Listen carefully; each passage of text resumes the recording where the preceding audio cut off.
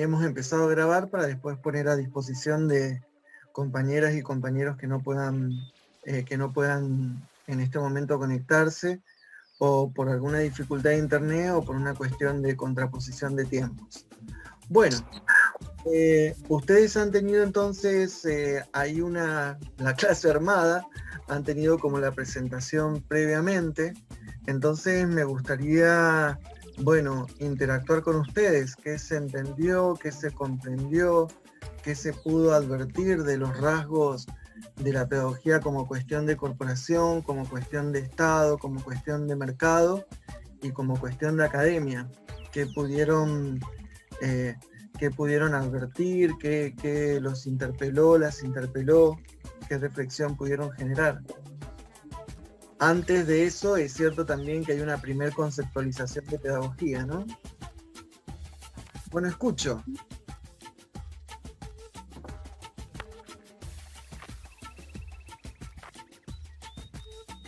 Hola, Hola, ¿te profe. escuchas? Hola. Perdón. Hoy siempre hablo encima de alguien. No Vale, habla, toma. no habla vos. Siempre interrumpo. Está bien, Concha. Porque yo la verdad que todavía me estoy como adaptando un poco a esto de la facu con el trabajo, la maternidad, cosas que se interponen, es difícil agarrar el ritmo. Así que del video pude ver muy poco, pude ver hasta la pedagogía como algo de corporaciones. Me pareció interesante lo poco que pude escuchar. Y más que nada en el sentido de la colectividad, ¿no? Como esta cuestión de la pedagogía enmarcada dentro de un grupo de seres que tiene que ver con el territorio o con algo más, me parece, no sé si están así, pero me gustaría como expresarlo para ver qué es lo que dice el profe, respecto a las colectividades como una cuestión más ligada a lo que sucede dentro de un territorio específico, dentro de un pueblo, dentro de una colectividad, dentro de las personas que ejercen esa docencia, digamos. Más que nada, yo siempre lo repito en casi todas las clases que trabajo dentro de una organización social, entonces para mí la territorialidad tiene mucho peso y nosotros construimos pedagogía también, o por lo menos yo siento que nosotros construimos pedagogía dentro del territorio, analizamos las formas en las que nos comunicamos con las personas con las que interactuamos, y además tenemos una formación que tiene que ver estrictamente con, de alguna manera, la autogestión y tratamos de pasar información todo el tiempo a las personas que se nos acercan o con las que laburamos de algo concreto, ¿no? Como de un tema concreto que es la autogestión. Y me parece que esa es una forma de pedagogía también. Nada, quería decir eso así cortito. No pude ver mucho del video, entonces... ¿En qué organización social estás? Estoy en una organización social de izquierda autónoma, no tenemos relación con ningún partido político, es una de las grandes definiciones de nuestra organización, que es justamente que el poder partidario muchas veces sesga un poco toda la cuestión o la envuelve alrededor de lo que es lo electoral y no permite que se desarrollen otras cosas. La organización se llama Frente Popular Darío Santillán Corriente Plurinacional. Justo estarías ilustrando vos lo que sería entonces una pedagogía de corporación. Perfecto. El único rasgo que te diría es que a veces puede estar territorializado o no. Puede convocar en distintos territorios, puede también estar desterritorializado. O sea, puede estar territorializado o no, ¿sí? Sería el único puntito respecto a lo que has mencionado, Merlina, y está muy bien captado. Muy bien captado. De hecho, hoy vamos a hacer un ejercicio donde vamos a tener que poder ponernos en los zapatos o de una corporación o del mercado o del Estado o, bueno, de la academia. Sí, había alguien más que quería hacer un comentario. Yo, profe, yo soy Tomás primero quería hacer una duda. Hay chicos que no están pudiendo entrar. Sí, Tomás, habíamos Sí. acordado la otra vez de la posibilidad de que ustedes hagan burbujas, ya que Merlina lo mencionó, autogestionadas, para ver la Ajá. posibilidad de aquellos que no por conexión o por el tema de la Bueno, tecnología no puedan, ¿no? Entonces, por favor, bueno, en eso vuelvo a insistir para que lo puedan hacer. Y como están viendo, también yo estoy poniendo a disposición las grabaciones. Las grabaciones no lo pongo de inmediato porque las edito, ¿no? Las edito con la finalidad de que sean públicas y de que pueda tener la posibilidad de estar abiertas.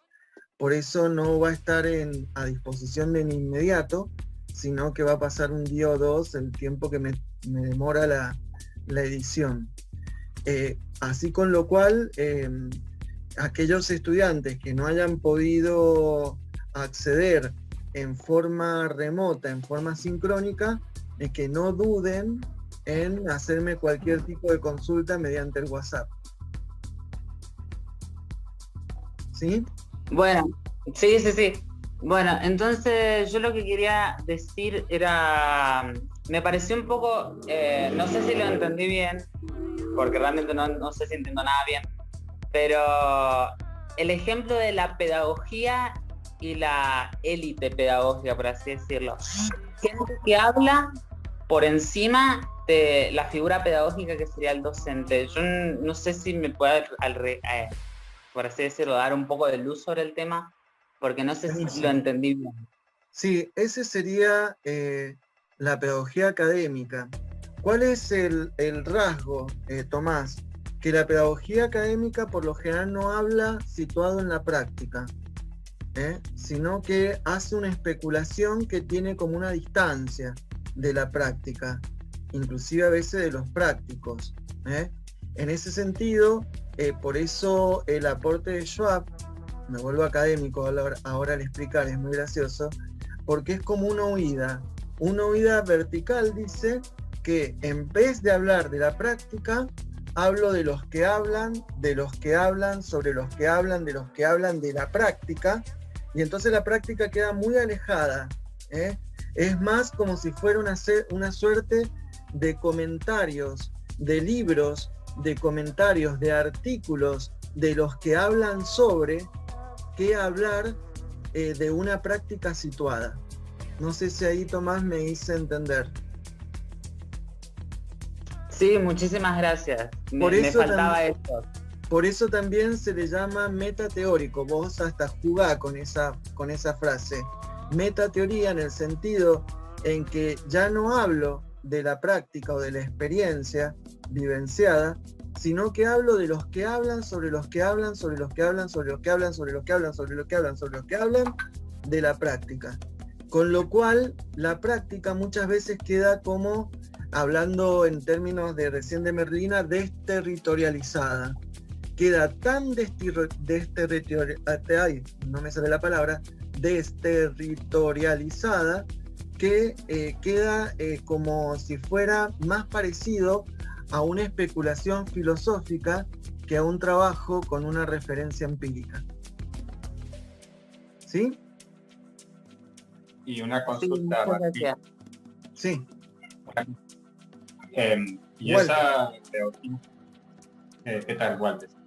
Esa pedagogía académica normalmente intenta intervenir sobre la práctica, o sea, de intervenir sobre el quehacer práctico del educador, o una simple especulación filosófica, como decir, mayormente, digamos, construye como lo que se dice nichos de poder, y sí, pretende de alguna manera ubicarse en lo que diríamos en el campo educativo como curriculistas.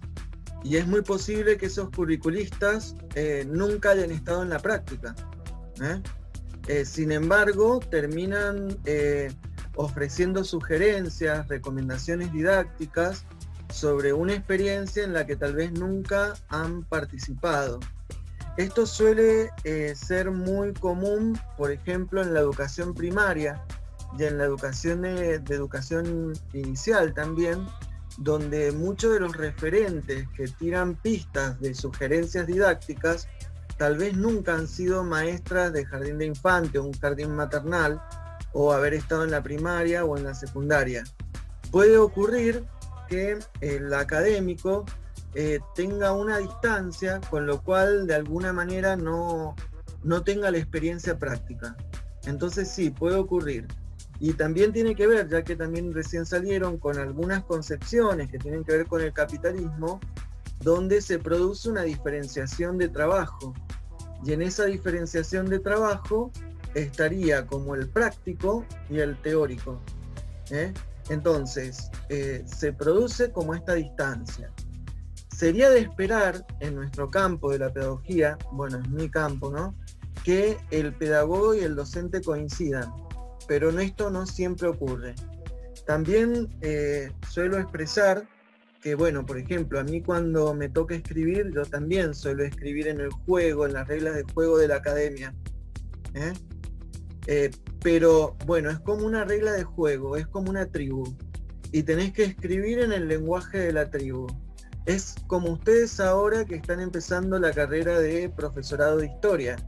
Si ustedes ven, por ejemplo, voy a tomar el ejemplo de ustedes, esta pelea, esta lucha que hay entre los historiadores y los que hacen de alguna manera como divulgadores de la historia.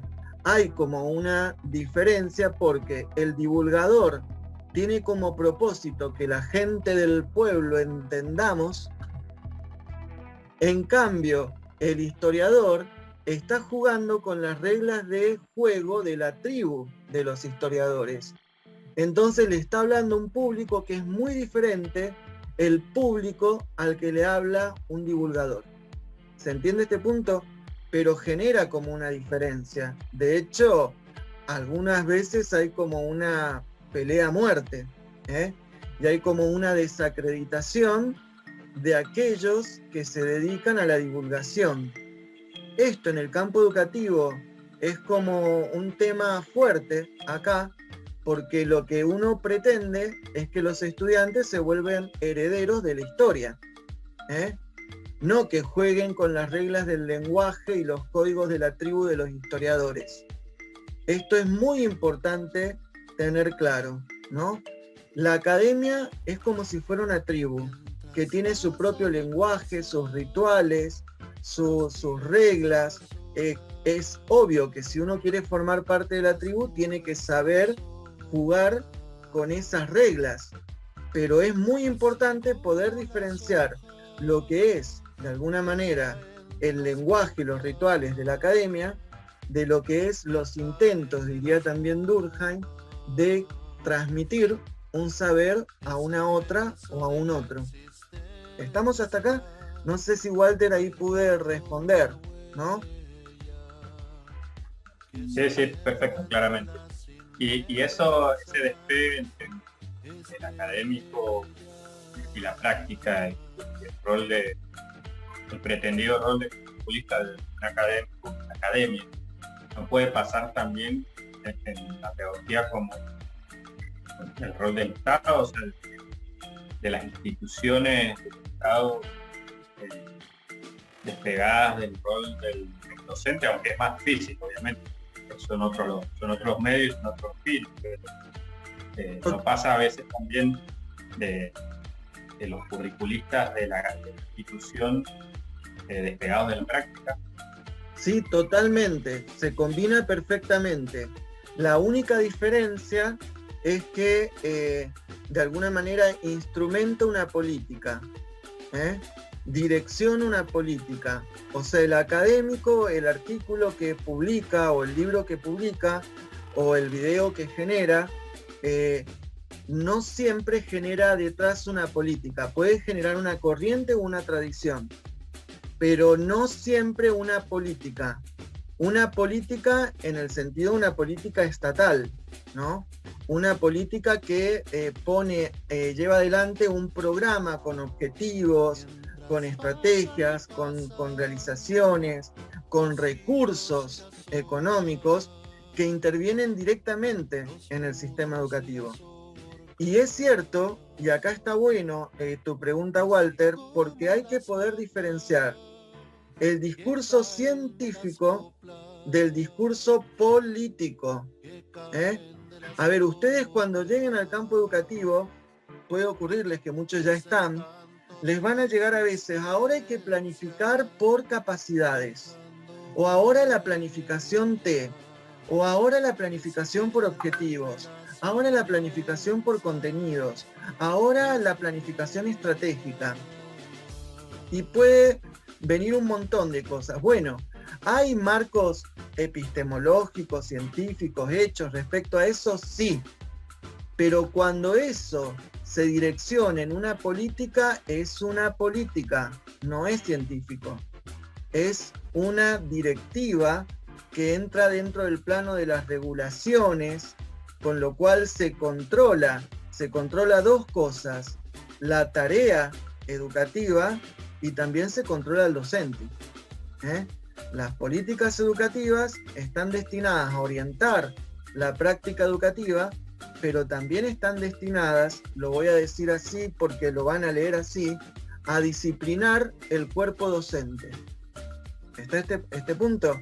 De hecho, voy a contar algo, y me vino muy bien tu pregunta, Walter, que no está esto en el video. Muchas veces las políticas educativas utilizan como estrategia el cambio del vocabulario. Lo voy a poner un ejemplo. A ver, ¿ustedes saben lo que es buscar en el diccionario? ¿Qué es buscar en el diccionario?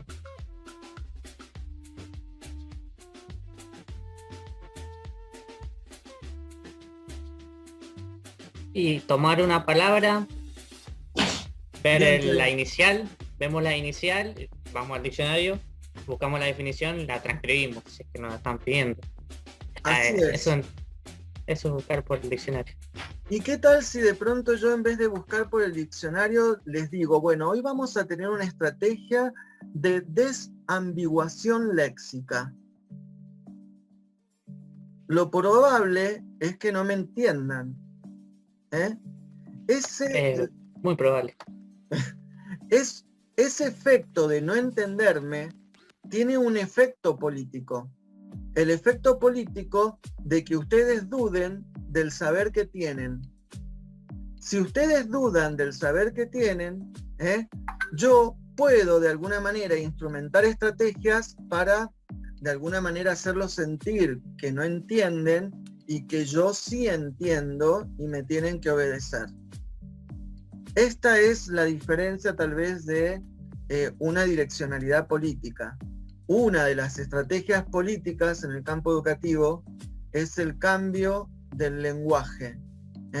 Entonces, muchas veces cada partido político nuevo que llega al gobierno, a veces cambia el lenguaje y se instala como con un discurso inaugural de que ahí van a empezar por primera vez a hacer ciertas cosas, y este discurso inaugural tiene como finalidad que los docentes rompan su lazo profesional, que también sean dóciles, disciplinados, y que no construyan también la posibilidad no solamente de un lazo como laburantes, como trabajadores, sino también un lazo como profesionales. ¿Queda entonces este punto? Es muy diferente la estrategia que implementa un académico de la estrategia que implementa de alguna manera un pedagogo de Estado. Y lo voy a decir con todas las letras. Total, ya tengo no tengo más de 50 años, voy a cumplir 50 años, pero por lo general el pedagogo de Estado no es el mejor, no llega por concurso, no llega porque tiene todos los laureles. Llega o porque está afiliado a un partido político, o porque es amigo de un funcionario de turno, o porque tuvo también un buen desempeño y creen que va a ser factible utilizar sus recursos en determinado momento. Por lo general, quienes están en cargos del Estado, no es la generalidad, bueno, pero nunca se hizo ni por concurso, no llegó ahí por meritocracia, ni por una cuestión de oposición de antecedentes. ¿Se entiende este punto? Ahí juegan otras cosas. juegan otras reglas. Por lo menos en el campo académico, no digo que sea transparente, tiene también sus entramados, pero hay ciertas reglas de juego.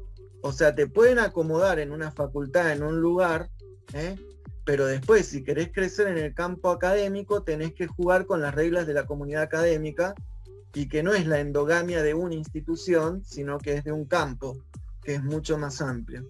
Entonces el reconocimiento tiene otras reglas de juego. ¿Queda más o menos? Sí, Carolina, es injusto. Y podríamos los docentes organizarnos y hacer que nuestros directores generales de escuela o por niveles sean cuestiones de cargos concursados. Si la justicia lo ha hecho, ¿por qué no lo podría hacer el campo de la docencia? Pero imaginen que tampoco el campo de la salud está organizado de esa manera, ni otros campos del turismo, la recreación tampoco. O sea, se deja eso librado a como una facultad de los partidos que llegan al gobierno. Es una atribución. No, a los docentes no se escucha, pero a los docentes también nos tenemos que hacer escuchar. O sea, también es verdad que a veces los docentes nos hacemos escuchar poco. Bueno, si les parece, para ir a la tarea, porque yo tengo muchas ganas de ver qué les va a ocurrir a ustedes con la tarea, hago primero una pequeña como síntesis. Tenemos la pedagogía de corporación. Como recién dijo muy bien Merlina, tiene que ver con la transmisión del acervo cultural de un grupo, de una comunidad, de un colectivo, que pretende que ciertos saberes perduren. Esos saberes pueden ser religiosos, pueden ser de colectividades, pueden ser de colectivos, pueden ser también de docentes, porque ya vamos a ver, por lo que ahí se dice también lo que decía Camila, ¿no? Que también hay colectivos docentes, que también han hecho en la historia de la educación aportes sustantivos. Esta sería la de corporación. Luego está la pedagogía de Estado. La pedagogía de Estado no es menor, no es de alguna manera desdeñable, porque tiene la finalidad de convertir la educación en un derecho. Ese derecho que de alguna manera no tiene caducidad. O sea, ustedes en este momento están ejerciendo su derecho a la educación y, a ver, ninguno de ustedes se está aprovechando del pago de impuestos de nadie, sino lo que está haciendo es ejercer su derecho. Un derecho que por lo menos en la Argentina no tiene fecha de vencimiento, ni tiene caducidad, ni tiene reglas de que si no sos argentino no podés gozar de ello. ¿Está este punto? Entonces, tiene que ver con el Estado y tiene que ver con la construcción de un pacto social alrededor de la ciudadanía. Y también tiene que ver porque es el Estado el que regula el abordaje de ciertas temáticas. Esto se pone en evidencia en temas controvertidos, como la educación sexual, como el tema de las problemáticas de género, donde el Estado plantea un posicionamiento, pero a veces las corporaciones también luchan para plantear otros posicionamientos. Bueno, este sería el del Estado, que tiene que ver con la construcción del derecho y la construcción de un sujeto particular que es el ciudadano. El sujeto de la corporación es un miembro, un integrante, un participante de ese colectivo, de esa comunidad, un continuador de esa visión del mundo. Luego tenemos la pedagogía de mercado. La pedagogía de mercado funciona para el lucro, para ganar dinero. Entonces su finalidad es la construcción de un consumidor que de alguna manera sea rentable frente a ese saber. Esto lo vemos claramente en las clases a veces de inglés, que por lo general el inglés no lo terminamos aprendiendo en la escuela, sino que muchas veces tenemos que pagar en un instituto para que de alguna manera sea posible esta apropiación de esta lengua. Pero puede pasar con muchos otros saberes que distintos sectores pujan para que de pronto no se configure como un derecho. No sé, Paula, si va a hacer... Sí. Sí, ahí es lo que yo estuve, bueno, viendo, por ejemplo, en Chile, inglés es desde el primer grado, desde salita de 5, es en todas las escuelas públicas. Acá puede que haya como un acuerdo entre el mercado y el Estado para que el inglés acá no esté instalado en las primarias públicas y para aprenderlo haya que sí o sí pagar. Así es, Paula, pero no es en toda la Argentina, eso es en Mendoza. Hay otras jurisdicciones del país donde inglés lo tienen desde el nivel inicial, ¿eh? O sea, también esto habla de un territorio que es federal, donde hay distintos estados que se posicionan de distinta manera en el territorio argentino, ¿eh? Sí, también lo que están planteando en Merlina es verdad. Bueno, está bueno frente a lo de Merlina. Miren, un dato que no es menor. La carrera de psicología acá era una carrera de un instituto provincial que daba un título que era universitario.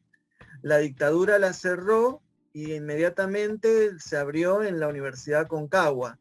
Pero lo mismo pasó con la carrera de comunicación social.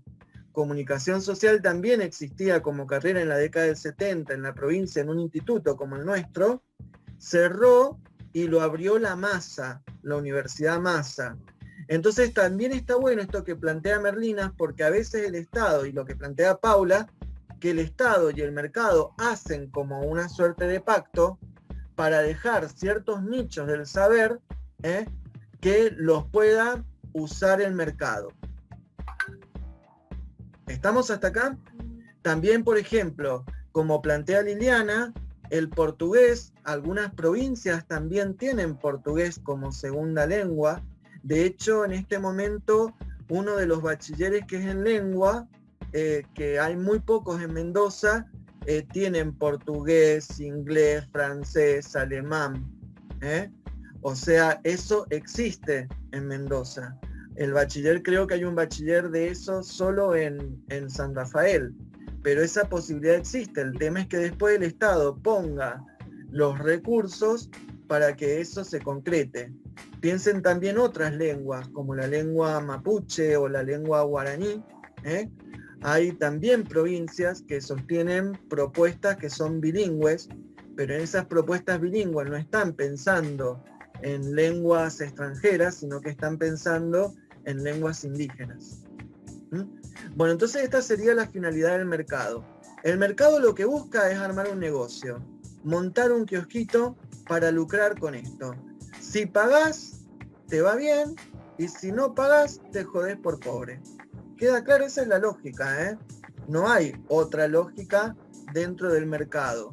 Eso de la responsabilidad empresarial es un recurso más que tiene la empresa para evadir impuestos. Pero, cuando ustedes van a un supermercado y dicen, ¿quiere donar usted tantos centavos? Dicen, ay, qué buena que es esta institución. No, mentira, porque con eso la donación la hace a nombre de la empresa y con eso lo que va de ese impuesto con nuestra plata. Bueno, así opera el mercado. Sí.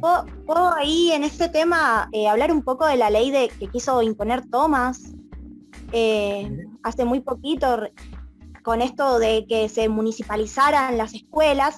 Venía un poco a eso, ¿no? A que las escuelas de cada municipio se gestionaran quién iba a meter plata en las escuelas.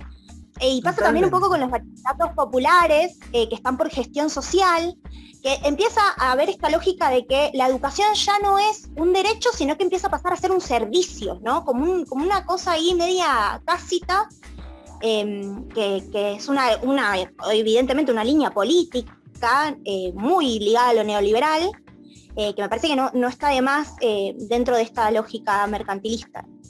Perfecto, Merlina, es totalmente ajustado, porque si el saber era un derecho en el modelo del Estado, y ciertas corporaciones también lo tienen así, en el mercado es una mercancía, es un bien del mercado, que se ajusta a la ley de la oferta y la demanda.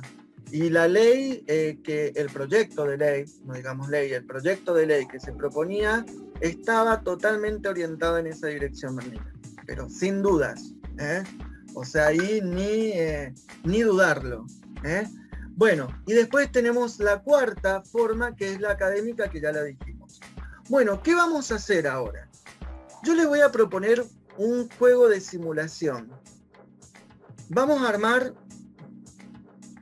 4 grupos, por más que iba a armar 8, pero no, vamos a armar 4, que sean grupos nutridos. Bueno, ¿cuál va a ser la propuesta? Bueno, les cuento en qué va a consistir la propuesta. Yo les voy a dar un contenido de la historia de Mendoza. Lo elegí arbitrariamente para de alguna manera acercarse a ese contenido. Ustedes pueden utilizar distintas fuentes, distintos links y demás. Vamos a abordar un poquito a Rufino Ortega. ¿Ubican a Rufino Ortega? Fue un gobernador de la provincia de Mendoza que, bueno, nació allá por 1847, si no me equivoco, murió en 1919, ¿no? Entonces van a ustedes a abordar la historia o la biografía, si quieren, de Rufino Ortega, ¿eh? Pero acá les planteo que hay una trampa, ¿eh? Una trampa porque cada grupo va a tener que asumir la posición de un tipo de pedagogía para hacer ese abordaje. Y ahora les muestro cuál, ¿eh? Es más, va a ser así, como la división lo hace automáticamente la máquina del Zoom. Al que le toque 1 será el 1, al que le toque 2 el 2, el 3, el 4. Son 4 grupos. Y por más que sean numerosos, está bueno porque van a tener que organizarse para armar esto. Bueno, les muestro en qué consiste la propuesta. A ver, ¿dónde está? Acá. Bueno, dice ahí, ejercicio de simulación asumiendo posicionamiento como pedagogo de corporación, Estado o mercado con un contenido específico de historia de Mendoza y produciendo un material de enseñanza. Bueno, ¿cuál es la consigna? Cada grupo de clase, que es lo que vamos a armar ahora, recibirá una ficha, con la asignación de un posicionamiento como pedagogo de corporación, Estado o del mercado, que contextualizará las condiciones de su producción. Para ello, ¿qué tienen que hacer? Tienen 3 consignas. Para la puesta en común, que aparte no es el producto terminado, sino es como un momento que ponen en común para luego tomar revisiones, ajustes, señalamientos, recomendaciones para lo que después tienen que publicar. Bueno, tienen que preparar una exposición de no más de 7 minutos, miren que 7 minutos se pasa rapidísimo, sobre el modo en que sería abordado como contenido escolar de la historia de Mendoza Rufino Ortega, de acuerdo al posicionamiento que haya recibido en la ficha. Después, tienen que elaborar una suerte de guía de clases sobre Rufino Ortega que aplicarían a estudiantes del secundario, de acuerdo a la posición pedagógica que le correspondió al grupo. Ahí está el formato, el formato es en una, bueno, ahí está, después lo hablamos, y después tienen que publicar la guía elaborada en el grupo del foro de la clase número 2. Bueno, vamos a las fichas. Son 4 posiciones que ustedes tienen que asumir. La ficha 1, tienen que asumir la pedagogía de corporación. Ese grupo, el que asuma la ficha 1, van a ser salesianos asentados en Rodeo del Medio, Maipú, Mendoza. O sea, van a tener que contar sobre Rufino Ortega, pero son salesianos asentados en Maipú, en Rodeo del Medio, que se asienta a finales del siglo XIX. Ahí tienen ustedes un sitio sugerido. ¿Queda claro la primera posición? Van a tener que contar la historia como si fueran los salesianos. Ese sería el grupo 1. El grupo 2 le va a tocar también una pedagogía de corporación, pero va a tener que asumir la posición de las comunidades indígenas.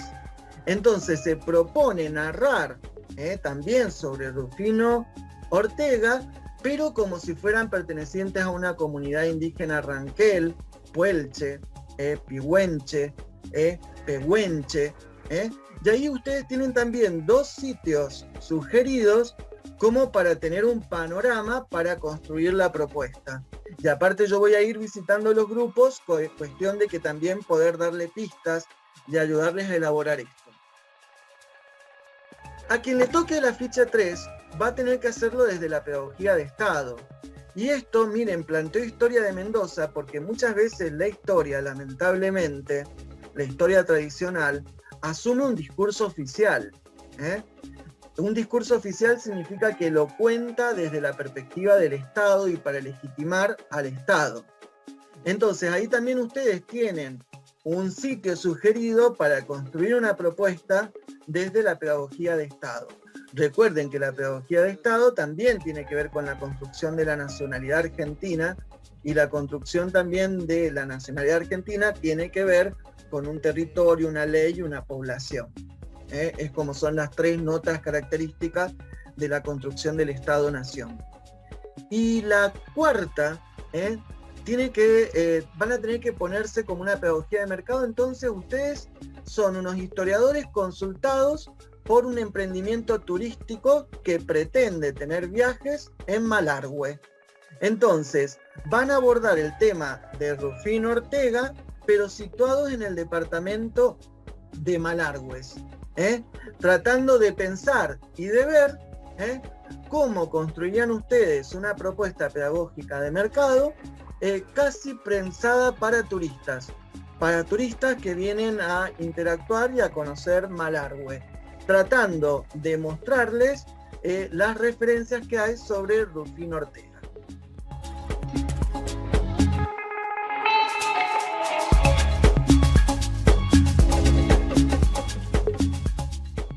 Grabarlo va a permitir que las compañeras y los compañeros que no están, que no tienen la posibilidad de entrar, se puedan sumar al trabajo de ustedes en los grupos. Bueno, si les parece, vamos por orden. Me va a parecer muy interesante ver qué pensó la sala número 1. La sala número 1 tenían que posicionarse como los salesianos. Está Adrián, Alejandra Moreno, Cintia Torres, Liliana Cuenca, Noé, Sabrina Rodríguez Martín, Walter Pérez, y se sumó también Juan Alberto Ponce. Bueno, los escuchamos. Hola, buenas tardes. Buenas tardes. A nosotros nos tocó pedagogía corporativa, salesianos asentados en Rodeo del Medio Maipú. Nosotros tomamos hicimos una pequeña biografía de Rufino Ortega.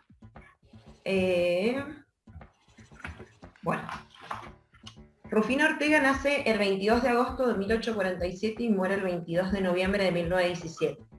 Un importante militar con grado de teniente coronel. Un político argentino, gobernador de Mendoza de 1884 a 1887. Fue un impulsor y un benefactor del desarrollo económico de la provincia. Sancionó varias leyes a favor del desarrollo socioeconómico. La más importante, en 1884, sanciona la ley de agua. En 1874 participa de la batalla de Santa Rosa, y en 1900, junto a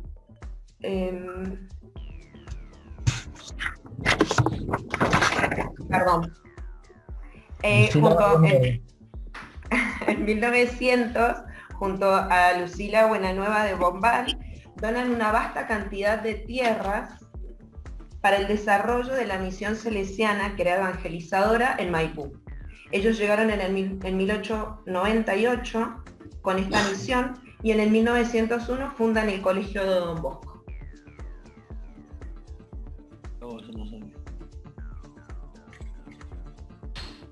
Eso sería más o menos Esa sería la biografía. Uh-huh. Exacto, como nosotros lo planteamos. ¿Algo más?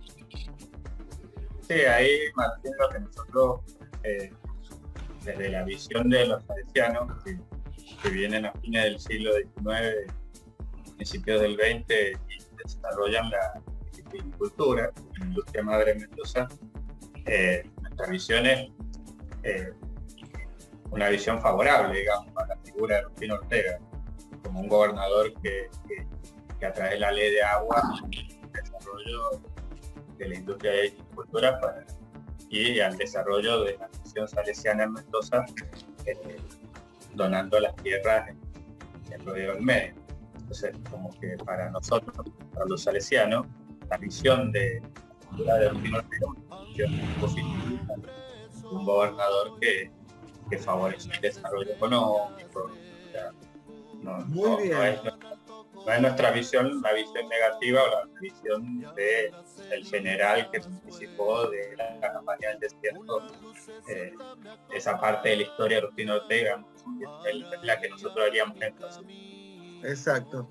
Ahí Walter y Grupo 1, es muy importante también que para eso ustedes resaltaran también las bodegas que tenía Rufino Ortega en la zona de Rivadavia, en la zona de Maipú. O sea, es muy importante que remarquen eso y también sería muy importante, claro, en Malargüe y en Rivadavia. En Rivadavia también tiene y en la zona de Maipú, próxima. Esto no lo encontramos. Claro. Tenía la estancia más grande que el padre tenía, la tenía en Malargüe, que él fue comisario del departamento de Malargüe. Exacto, exacto. El hijo, pues. Exacto. Claro, bueno, sí, el hijo.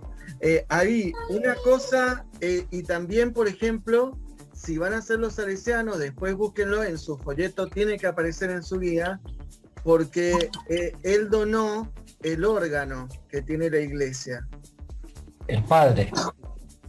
Claro, el padre. Entonces también marcar eso, y que dónde están los restos de su padre y de su madre, porque están ahí, enterrados en la iglesia de María Auxiliadora.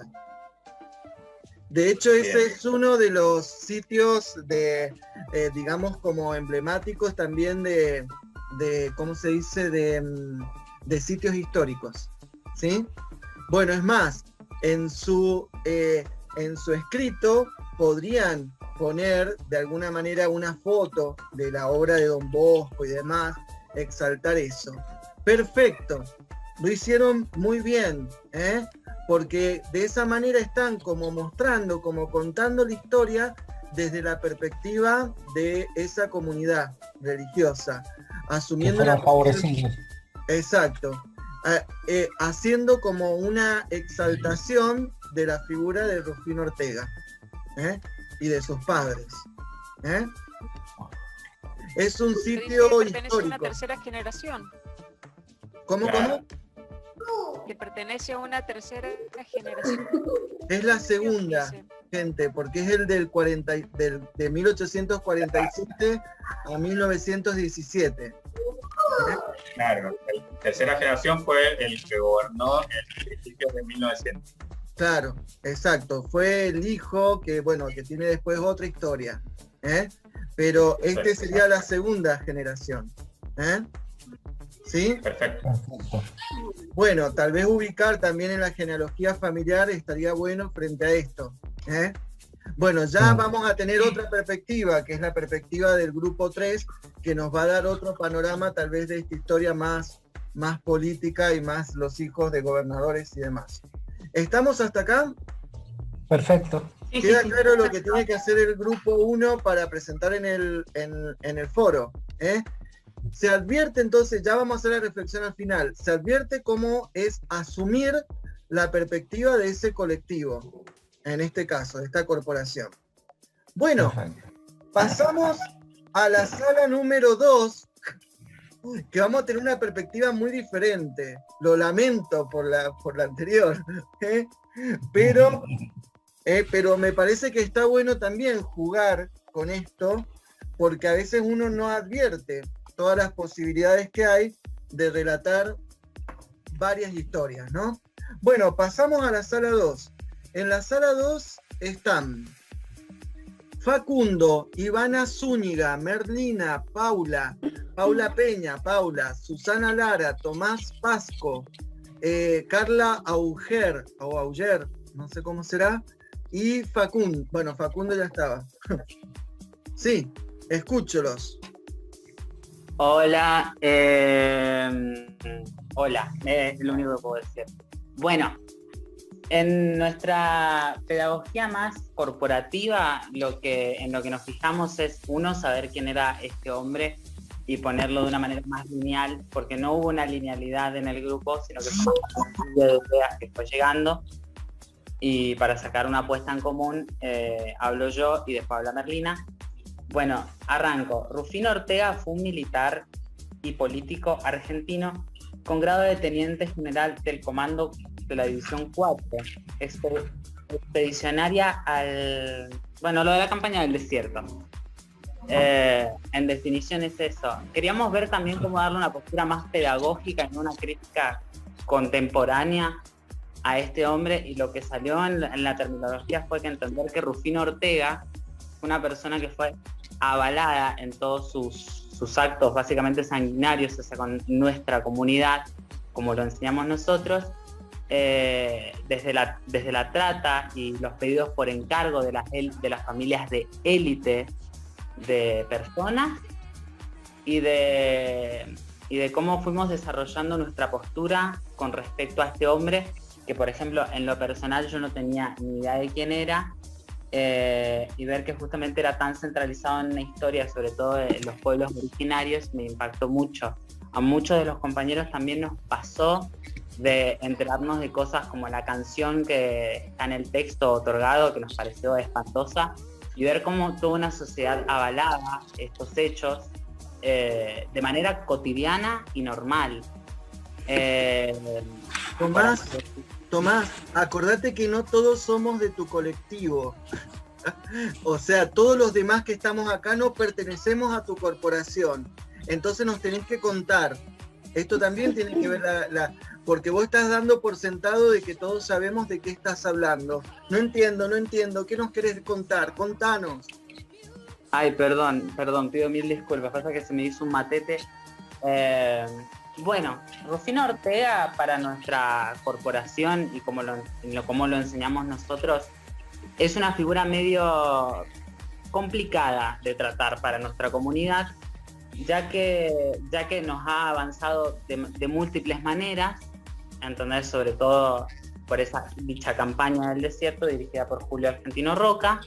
Nosotros lo vemos como un militar que a nosotros en lo personal nos ha herido como comunidad, y ver cómo una sociedad siempre lo avaló de una manera limpia. Por ejemplo, no creo que todos lo conozcan, la sociedad élite pedía encargos de los indios, de los indios muy mal dicho porque él los decía indios, secuestraba y se vendían como esclavos a toda una comunidad de élite, y se pregonaban unos cantos donde se pedían estos niños, por ejemplo, ¿no? Y de cómo nos fueron vulnerando a través del tiempo. También no queríamos hacerle una crítica solo hacia él, porque él estaba avalado por un sistema, y en medio también salieron muchas otras posturas de cosas que fuimos redescubriendo de este hombre en lo personal. Más claro, a ver, es el exterminio y el genocidio de los indios pehuenches, de los indios ranqueles y de toda la comunidad también que estaba en el Nor Patagonia, que se llama. Con esto también la construcción de la idea de que en Mendoza no hay indígenas, cuando en realidad esto es fruto de un genocidio, ¿sí? Y que se otorgaba, ¿sí? Perdón, ahí podemos... Tienes que ser más directo, más mapuche, podríamos decir. Sí, Tomás, ¿te parece que tome la palabra un poquito ahí? Sí, me parece que tomes la palabra. Te cuesta, Tomás, inclusive hasta hablar mal de Rufino. Te cuesta, carajo. Dale, yo voy Merlina. A ser un poco más dura. Dale, Merlina, a ver, la dureza Yo voy a ser un poco más dura y voy a hablar de este señor como un genocida, como lo que es, junto con Julio Argentino Roca, que manda esta denominada campaña al desierto, entre varias comillas, entre muchísimas comillas, porque en el desierto había personas, estaban nuestros pueblos habitando esos lugares. La campaña del desierto fue una avanzada para gestar lo que es la nación-estado que hoy tenemos, nuestra nación-estado, que está manchada de sangre, manchada de la sangre de todos nuestros pueblos, que vivían y convivían con otras reglas, que se consideran una nación hoy en día porque seguimos existiendo, seguimos habitando y seguimos todavía sufriendo todas estas atrocidades que históricamente, hace más de 500 años, empezamos a sufrir desde la llegada del español a nuestras tierras, digamos. Rufino Ortega no solo esto, encargaba o hacía por encargo estos secuestros masivos de hasta 3.000 personas por jornada, digamos, una barbaridad, una cosa asquerosa, donde nuestros pueblos eran mercancía, digamos, se violaban a nuestras mujeres, se secuestraban a las niñas y se vendían como mercancía, se exponían en museos, digo, familias enteras se exponían en museos, Merlina, familias vivas. Merlina, Sí. ese es el tono. Gente, como el tono de si asumo la posición de los salesianos, sería un poco edulcorado con lo religioso, este es el tono. A ver, entonces, pregunto simplemente para el grupo. ¿Qué pasaba en Rodeo del Medio? Porque lo Al estamos grupo, vinculando. ¿no? Sí, bueno, les cuento porque tal vez no lo saben. Los indígenas que venían para repartirlos entre las familias bien, que lo llegaban, Sí, ahí está. ¿a dónde llegaban? Terminaban en fincas rurales, muchas veces donde se cultivaba la vid, o terminábamos en fincas de Maipú, en esas fincas, los salesianos, en esas fincas terminaban todos los niñes, y además no solo había un genocidio físico, digamos, no solo además de secuestro y demás, se mataba un montón de gente, sino que había una masacre cultural tremenda, porque ¿qué pasaba cuando llegábamos a esas fincas? Se nos bautizaba, se nos sacaba absolutamente todo lo que tenía que ver con nuestra cultura, no podíamos hablar nuestra lengua, no podíamos practicar nuestras ceremonias, nuestra cosmovisión quedaba totalmente coartada. Se separaba a las familias, se las desarraigaba y con lo cual se producía. Ese es el tono. Y es un tono que también alguna de ustedes me preguntaba si es de denuncia, porque es una historia no contada, es una historia poco sabida, es una historia borrada, borrada por lo que viene ahora de la sala 5. Entonces sí, es muy importante, Tomás y Merlina, que cuenten, que no solamente le pongan un tono, sino que cuenten, que ahí viene la palabra también de las familias, entre comillas, bien, de Mendoza, de tener una chinita que en realidad era una chica apropiada, como dijeron ustedes, por el fruto de la trata. Perdón, y además remarcar que que estaba la esclavitud abolida ya hace años, digamos, no debería haber existido la esclavitud. Teníamos algunas dudas, yo decía que la esclavitud se había abolido en la asamblea del año 13, pero después parece que hay una constitución del año 1853, eso yo no lo sabía, donde de hecho está escrito que no había más esclavitud, y sin embargo eso en los hechos no era así, digamos, No es seguía así. secuestrando gente. No fue así en la provincia de Mendoza. Y hubo esa práctica con papeletas de conchavo hasta 1910. O sea, esto es otra parte que podrían ustedes agregar ahí, el tema de las papeletas de conchavo, ¿no? Okay. Y cómo en realidad se generó la idea también de desierto, fue la idea de despoblar esas regiones, dispersarlas, cosa de generar la idea de que no estaban, de que no existen. Perdón, y a mí me gustaría hacer una aclaración más, que es como súper contemporánea, que también lo dijimos en el grupo, que es esta cuestión de que las familias hoy en día que están en la cúpula del poder político son familias que vienen enriqueciéndose desde esa época. Podemos hablar de los Bullrich, por ejemplo. Sí, pero el bisabuelo no hablé de los Bullrich, de los Rufinos, se apropiaron de Malargüe. Bueno, por ejemplo, Claro. Digo, como muchas otras familias que a raíz de esta campaña al desierto, entre muchísimas comillas, expropiaron tierras que después las usaron, se las repartieron entre amigues, entre amigotes, se repartieron estas tierras y hoy en día son familias que siguen estando dentro del poder político y de la cúpula de poder y de que tienen grandes empresas o grandes emprendimientos que son generadas a partir de la masacre y del robo de tierras, de la expropiación de tierras, porque hoy en día nadie dice quiénes son los expropiadores realmente, basado en eso generaron su fortuna. Merlina, y también la apropiación de gente, la apropiación de gente. A ver, ¿alguien del grupo 2 que quiera también decir algo más para que podamos pasar al grupo 3? Porque la tienen clara, No sé cómo lo van a ilustrar, cómo van a buscar una imagen, pero es muy importante que lo puedan hacer. Pero ven que también ofrece una historia totalmente diferente a la de los salesianos. ¿Se entiende este punto? Y es a propósito, porque también estas comunidades podrían hacerle una crítica también a los salesianos. Sí, una duda, ¿quién dijo? Yo tengo una duda que va... Walter. Una duda que hace la visión del grupo 1 y del grupo 2 son las opciones contrapuestas de la historia en relación a lo que pasó con este muchacho Ortega. Pero Rufino Ortega fue teniente de la campaña del desierto, ¿sí? Y él tuvo grandes tierras en Malargüe. ¿Esas tierras son previas a la campaña del desierto o eran en pago por haber sido parte de la campaña del desierto? Es el pago, Walter. Claro, se porque, queda... porque eso pasó, que Exacto. a los militares Guerra de Malargüe le pagaban por tierra que se aproximaban. Exacto. O sea, Malargüe y en realidad también eso con aniquilación, ¿no?, de caciques que tenían derechos sobre esos lugares, ¿no? Y la apropiación de gente.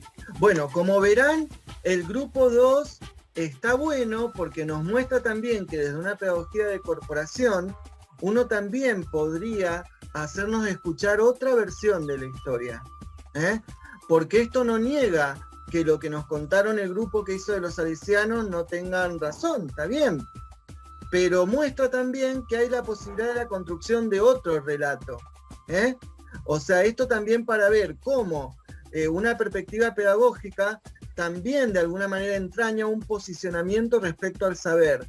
No es simplemente un método, es también una perspectiva respecto del saber. ¿Se entiende este Profe, punto? Una última cosa que no me parece menor, que es que se lo sigue reivindicando a Rufino Ortega hoy en día, digamos. Ahora estaba leyendo una nota, el 10 de diciembre de 2020 se abrió como un reservorio de agua con su nombre. Entonces no me parece menor que desde el Estado lo desliguen absolutamente de todos los delitos que ha cometido y se siga reivindicando su figura y se siga invisibilizando a los pueblos originarios. No es menor, exacto, no es inocente. No es menor, pero vamos a ver, Merlina, que está asociado a una pedagogía de Estado. Porque lamentablemente el Estado se asienta en nuestro país sobre este genocidio, ¿no? Entonces, de alguna manera esta historia va a quedar como solapada, va a quedar como tapada. Pero si les parece, pasemos a la sala número 3, que le toca a la gente del Estado, de una pedagogía de Estado. A ver cómo nos contaría. O sea, vamos a por un momento suspender, yo sé que es muy apasionante esta discusión, por lo menos a mí me apasiona, vamos a suspender y vamos a tratar de escuchar ahora desde la perspectiva de una pedagogía de Estado. Entonces escuchamos ahora al grupo, a ver dónde está, acá está. El grupo donde están Camila Vitale, Carolina Pereira, Rodrigo, Jor, Noelia, Pablo, Vanessa y también Marcela Eleonora Maya. Uy, se nos han quedado callados.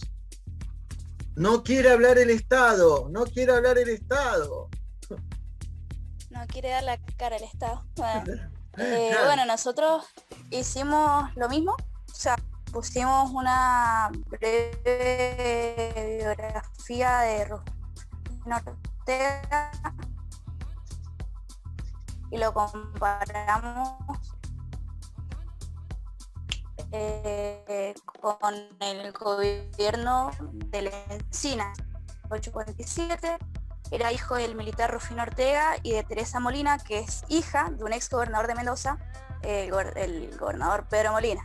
Así que no es raro que, bueno, que el poder se vaya, ¿viste?, pasando mano por mano.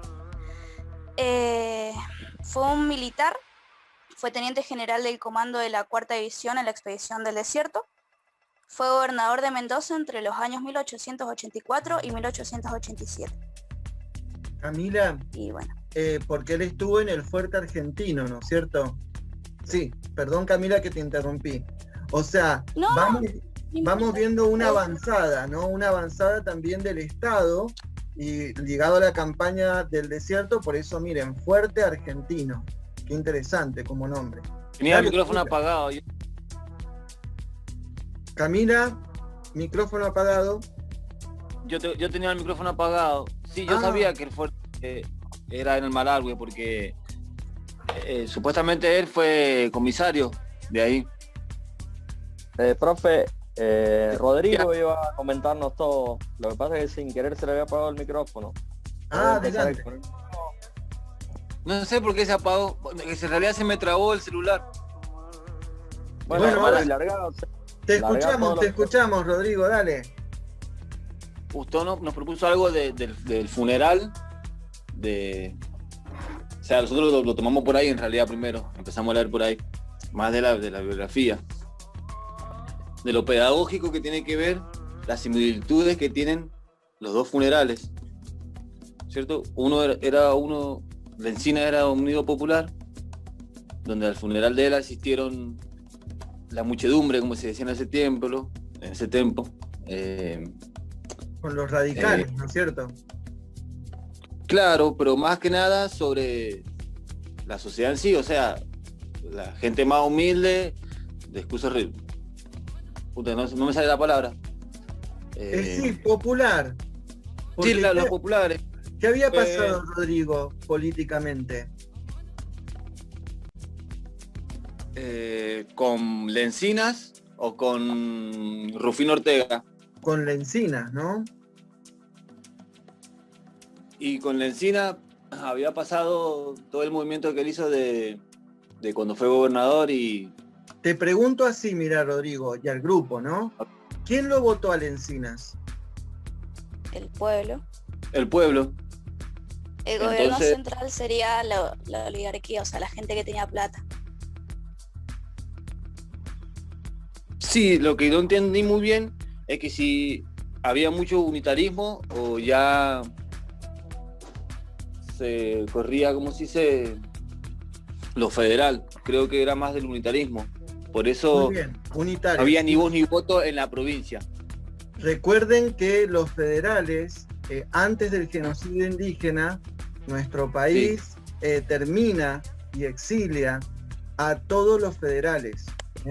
A todos los federales. Y nuestra provincia era una provincia federal. Entonces, es cierto que desde el Poder Central de Buenos Aires hay que tener una mirada como un control muy fuerte sobre lo que ocurre en Mendoza.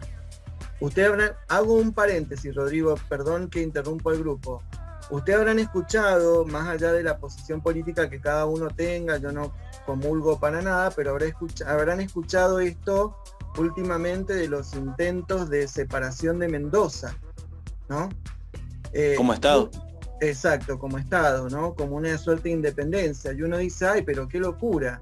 Bueno, les aviso para que vayan a analizarlo, que en 1864 nosotros tuvimos una revolución de los Colorados, que fue un intento de separación de las provincias de Mendoza, San Juan y San Luis, y una parte de La Rioja, en lo que se llamó la Revolución de los Colorados.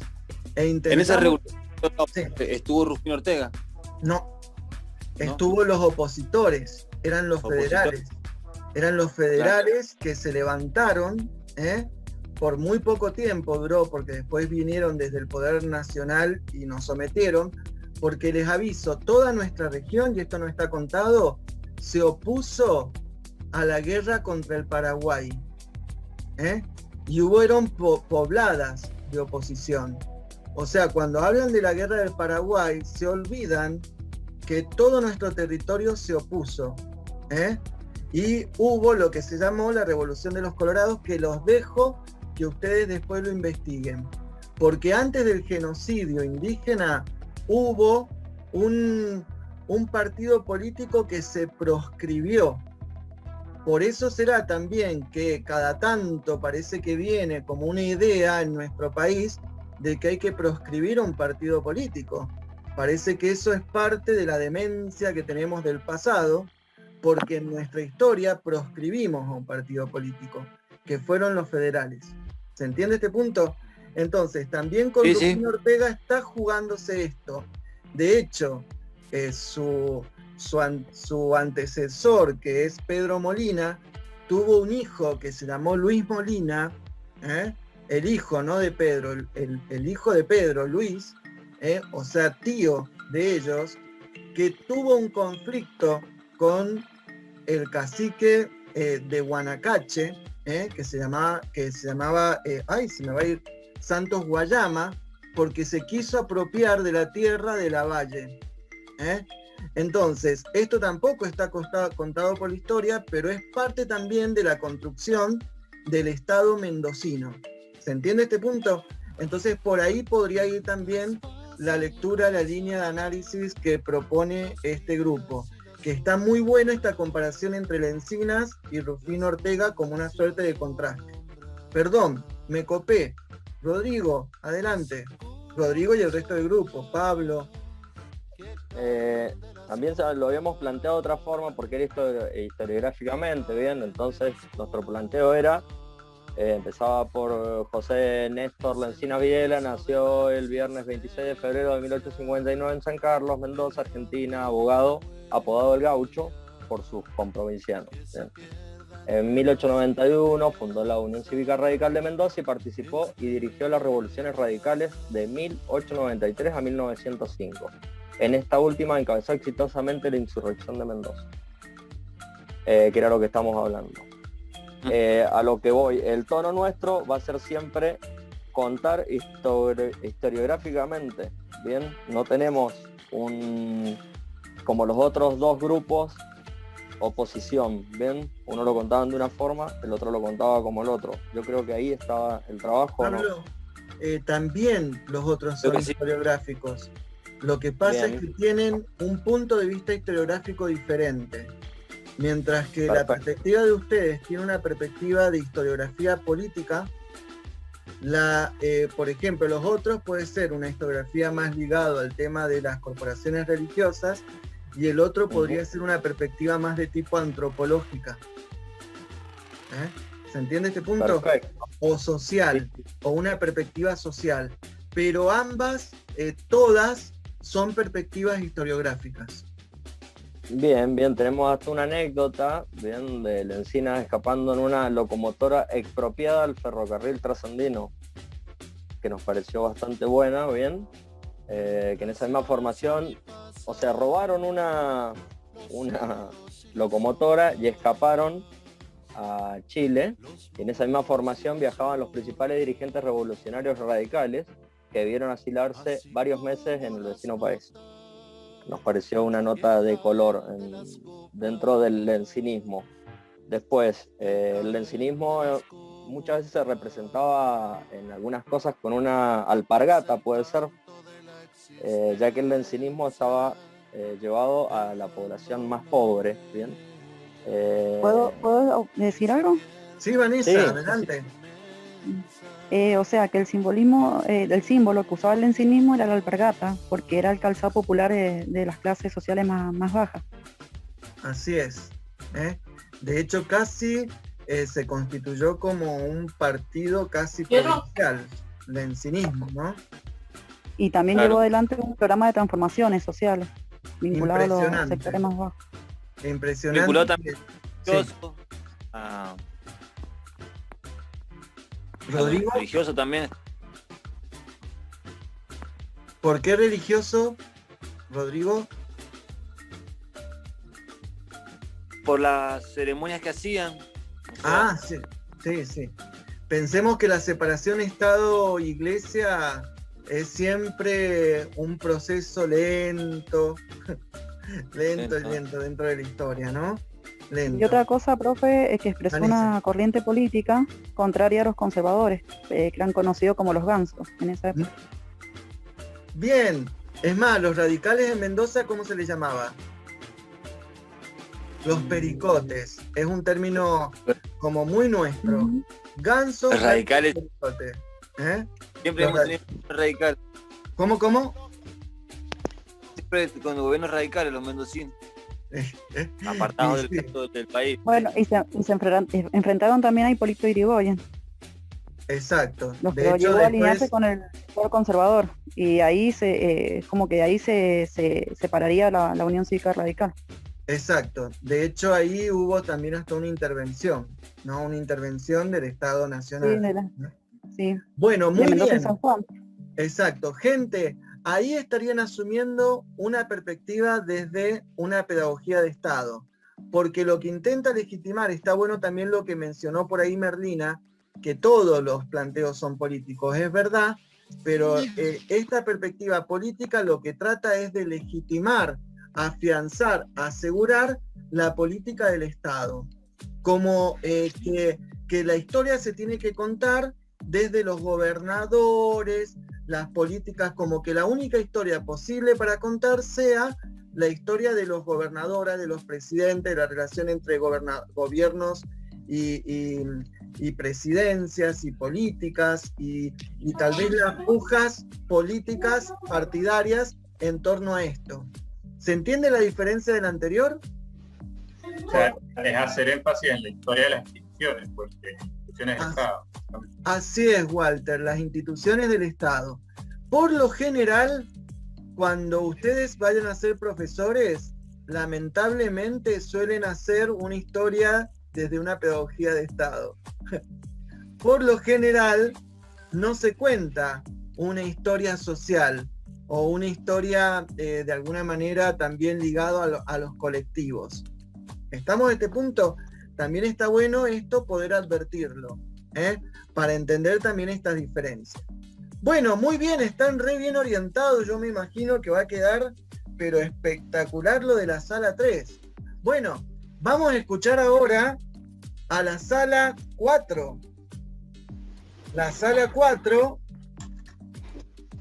le toca desde la pedagogía del mercado, son tan expeditivos que ya hasta han compartido su folleto, así que Nadia, que te veo sonriendo ahí, te dejo para que nos cuentes, porque imagino que vos vas a tomar la palabra. Yo puedo empezar. Puedo empezar y el resto de mis compañeros continúan. Que está Nicolás, Kevin, Florencia, Jessica.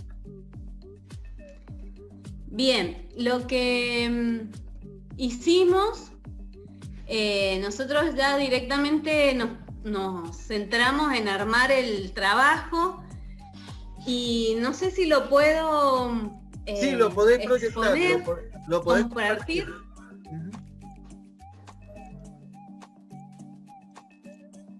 Ahí está. Bueno, nosotros ahí están nuestros integrantes, los integrantes. La ficha que nos tocó fue la ficha número 4, la pedagogía de mercado, emprendimiento turístico, la valorización de sitios en Malargüe. Bueno, lo que hicimos, bueno, ahí está la actividad, elaborar una suerte de guía de la clase. A ver si lo puedo poner un poquito más grande.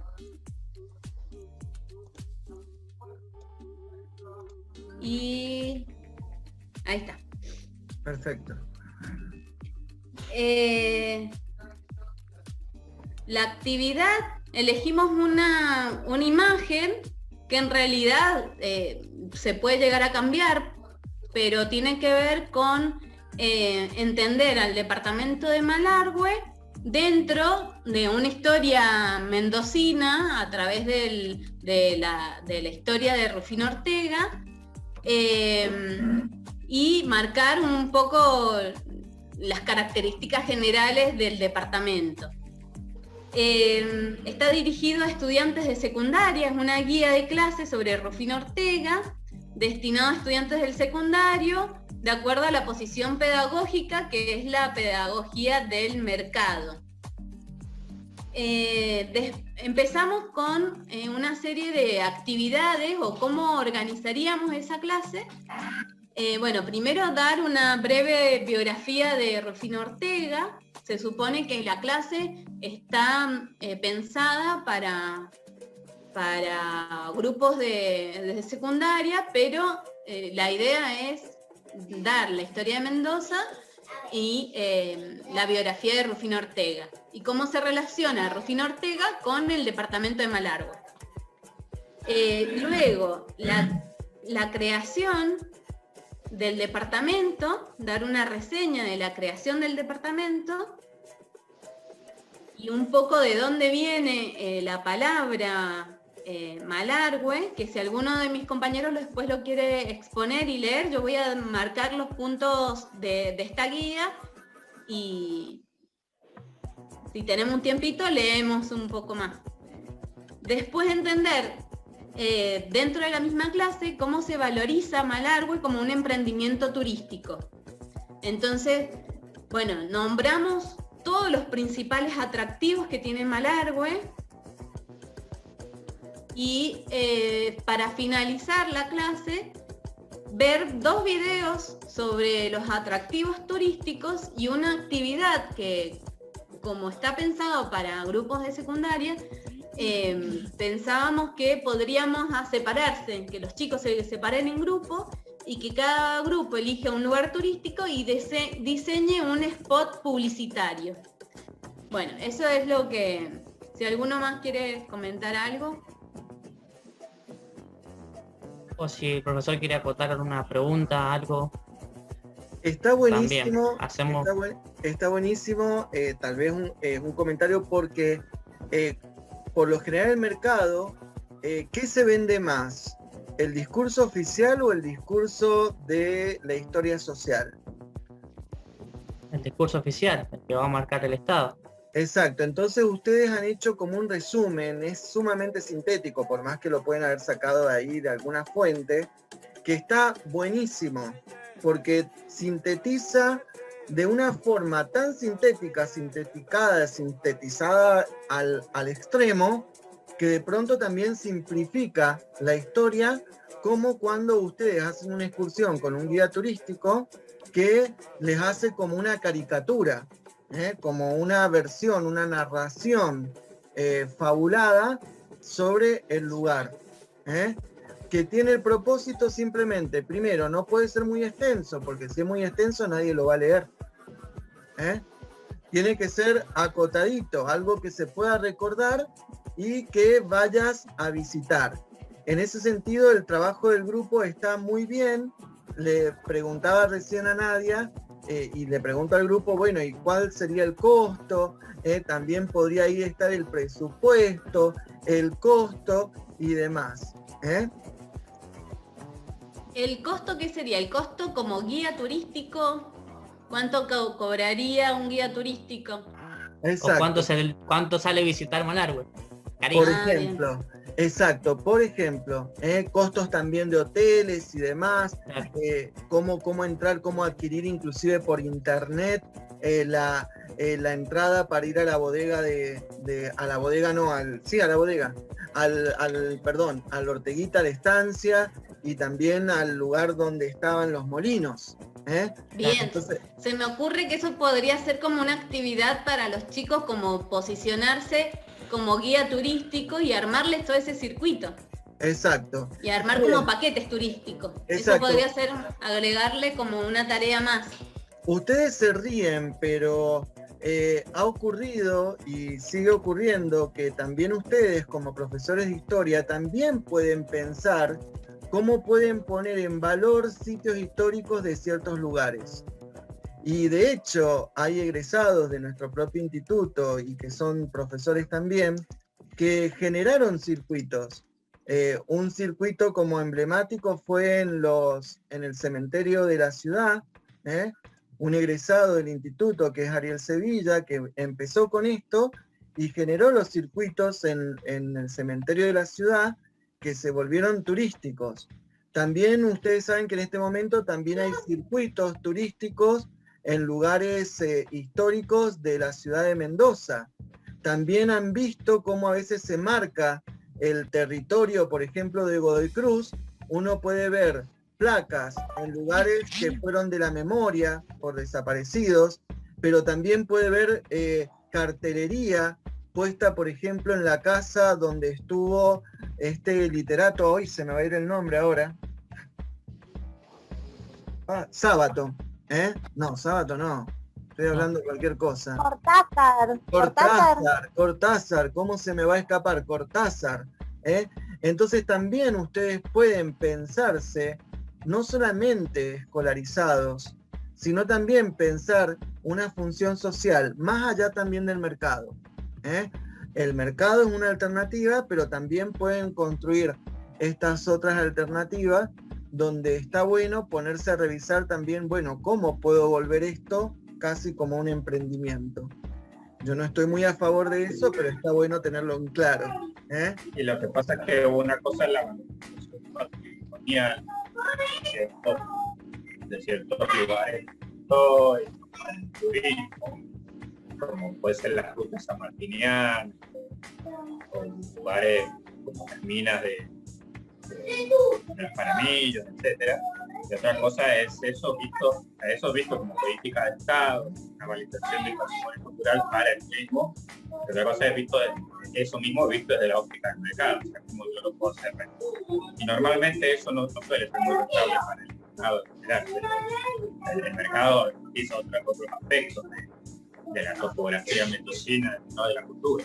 Es más rentable la Concagua que la historia sanmartiniana en flor. Exacto.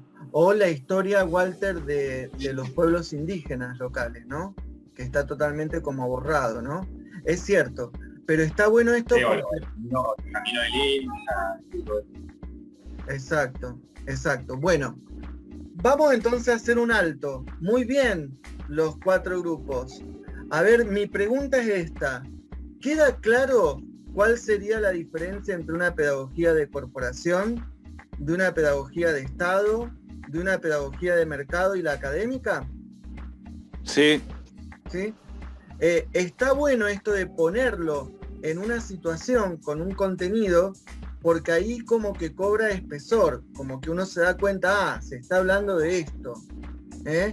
Sería genial que una perspectiva también de reconocimiento de lo indígena fuera política de Estado, pero es parte esto de la lucha también de la política y de la política en el Estado. ¿Se entiende este punto?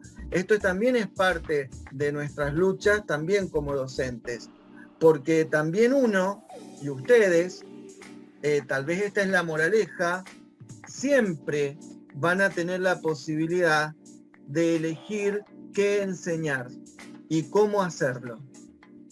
¿Se entiende este punto?